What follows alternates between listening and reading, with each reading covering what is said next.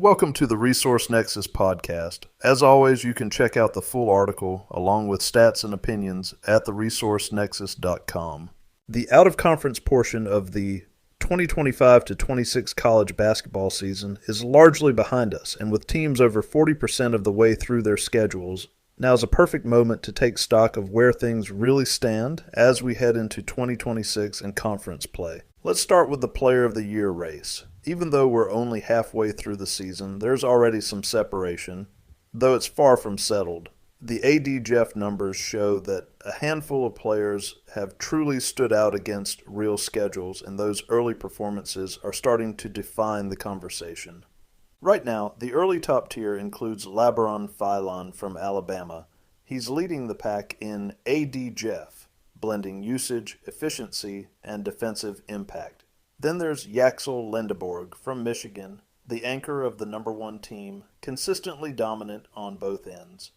JT Toppin at Texas Tech has already banked major value against one of the nation's toughest schedules. And of course, Cameron Boozer at Duke has been living up to expectations with elite two-way production. Purdue presents a unique situation. They have 3 players in the top 25 of AD Jeff, but their cases are almost cannibalizing each other.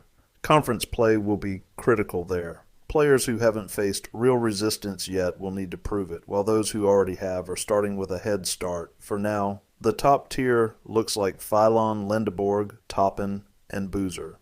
Focusing on Yaxel Lendeborg, if we were handing out the Player of the Year trophy today, he'd be the guy. Playing more minutes at the wing and small forward has unlocked his game. With capable defensive bigs beside and behind him, Lendeborg has been free to operate in space offensively, while having his defensive limitations quietly covered. The result? A more efficient, versatile, and impactful player from possession to possession than we've ever seen. Simply put, he's been awesome. From an AD Jeff perspective, he's delivering elite value against a real schedule, contributing to scoring efficiency, rebounding, and overall flow.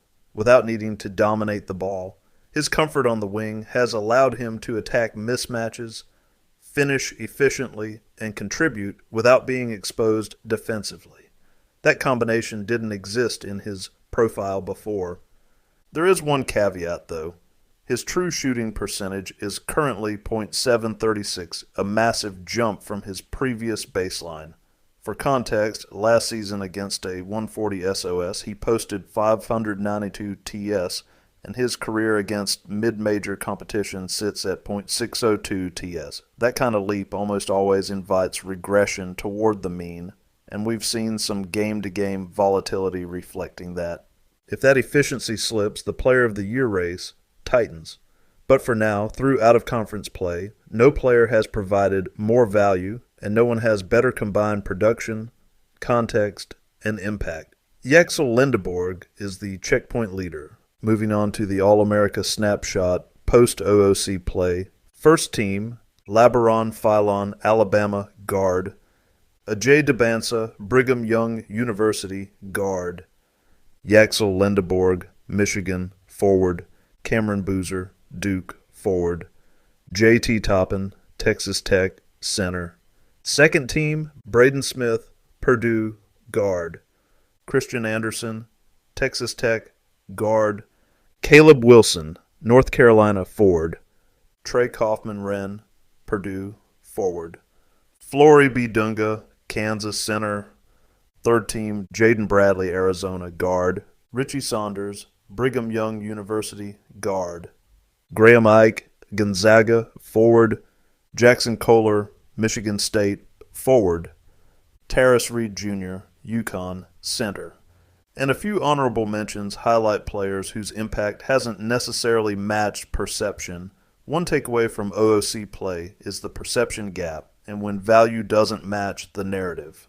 Oscar Clough at Purdue has arguably been their best player this season.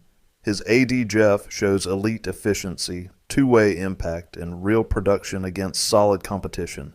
But because his value isn't flashy or built on highlight moments, he may be overlooked nationally. The same applies to Braden Huff at Gonzaga, quietly more impactful than Graham Ike through OOC play, and Keyshawn Hall at Auburn has delivered excellent performance despite Auburn's uneven team results. The lesson? Banked value matters. Even if perception lags, players who have already produced efficiently against real schedules are starting conference play with a stronger foundation. Now, looking at the big picture as we enter conference play, a clear top tier of teams has emerged. Michigan, Gonzaga, Arizona, Duke, Iowa State, and Purdue have separated themselves as the most complete programs through out-of-conference play. These teams combine elite efficiency, strong wins, and roster depth that translates across matchups.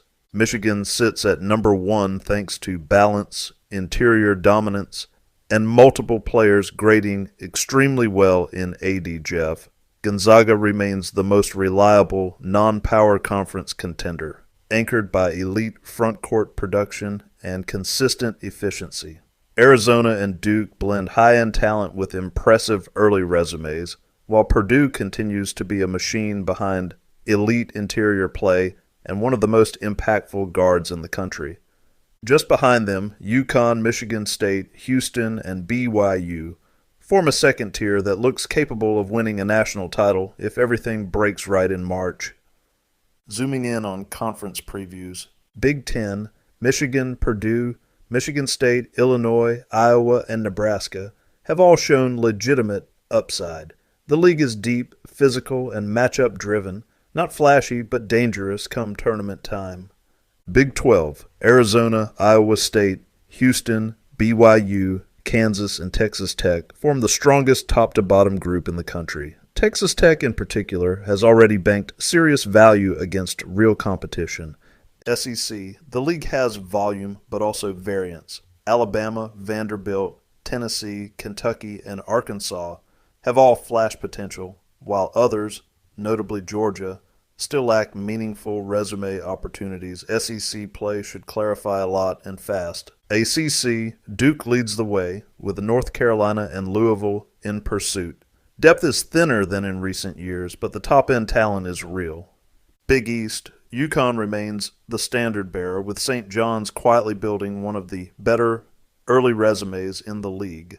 At the conference level, the NET-based snapshot tells us a lot about overall strength entering league play.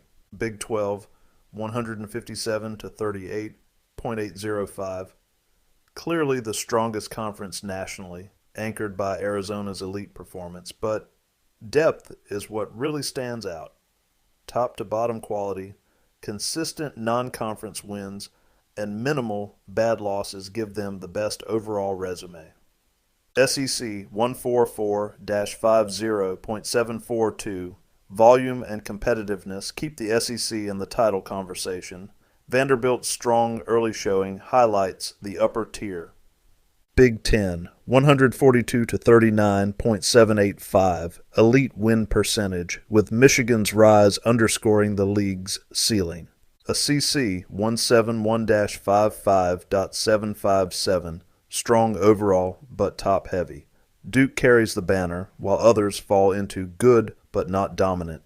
Big East 87-34.719, anchored by Connecticut. The league remains dangerous in a tournament setting. Mountain West 75-45.625, the strongest non-power conference led by Utah State. West Coast Conference 84-57.596, top-driven, with Gonzaga leading nationally. Atlantic 10, 107-58.649, quietly strong, led by St. Louis. Missouri Valley 61-46.570, competitive, disciplined, capable of producing a dangerous tournament team.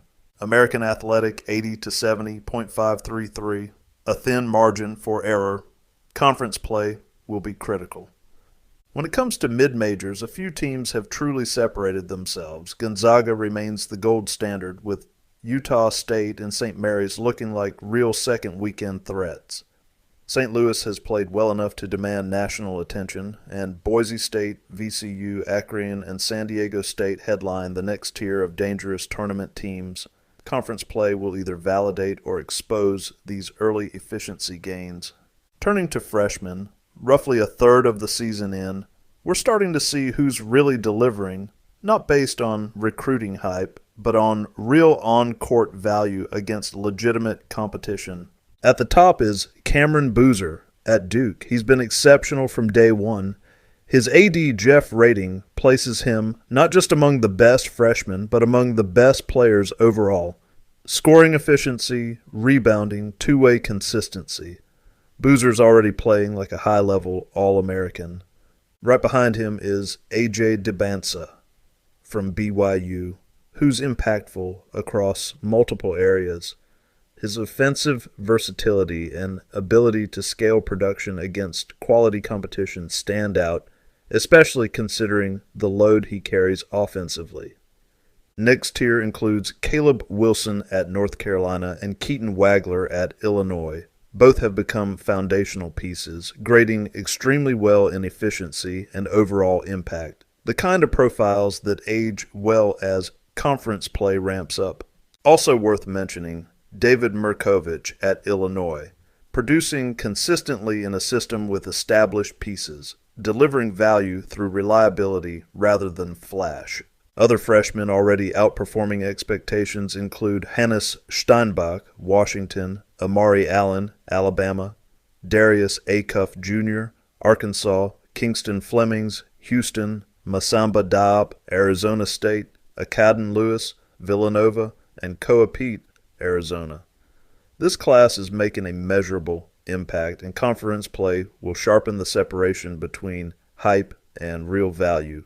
Beyond the power conferences, a handful of true mid-major players have already posted impact numbers that hold up even after adjusting for strength of schedule. These aren't high major transplants or name brand programs, just players who have clearly separated themselves through production. Leading the group is Jack Karasinski at Bellarmine. He's graded out as one of the most efficient and valuable players in the mid-major landscape, showing consistent impact on both ends of the floor. Then there's Tegan Moore from Western Kentucky, a steady, high-value contributor who provides efficiency and reliability without needing volume-heavy usage, the type of player who often thrives in March. Rounding out the list are Jackson Holcomb at Utah Valley and Jaquan Johnson at Bradley. Both have quietly driven their team's early success. While they might not generate national buzz, their value is real, measurable, and the kind of production that often becomes the backbone of dangerous tournament teams, even if the spotlight arrives late or not at all. So, what comes next as we head into conference play? This checkpoint is exactly that, a snapshot. Strength of schedule disparities still matter, and some teams haven't had the chance to show their ceiling yet. Others, however, have already banked real value that shouldn't be ignored. As league play kicks off, elite teams will be tested weekly, facing opponents who know them well. Soft resumes will be exposed quickly, with no easy wins left on the schedule. Player of the Year conversations will sharpen fast as early leaders are pushed to sustain their impact under tougher scrutiny. The next month will tell us whether early leaders can maintain their pace or if new names are about to force their way into the national spotlight. One thing is already clear: the separation has begun. The players who have produced against real competition are starting from a head start. The teams that have banked meaningful wins will enter conference play with confidence and measurable upside. And as the season unfolds, efficiency and context, not just hype, will continue to define who rises, who falters, and who ultimately earns their place in March. All right, that's a wrap for today. Thanks for tuning in. Hope you got some good insights. If you enjoyed the episode, be sure to like, subscribe, and share it with anyone who'd find it useful. And don't forget to check out theresourcenexus.com for more in-depth analysis. Until next time, check you later. Cool. Guess we'll see you around. All right, check you later. Bye. Wait, man, why are you always such a dork, man? What are you talking Check you about? later. Check you later.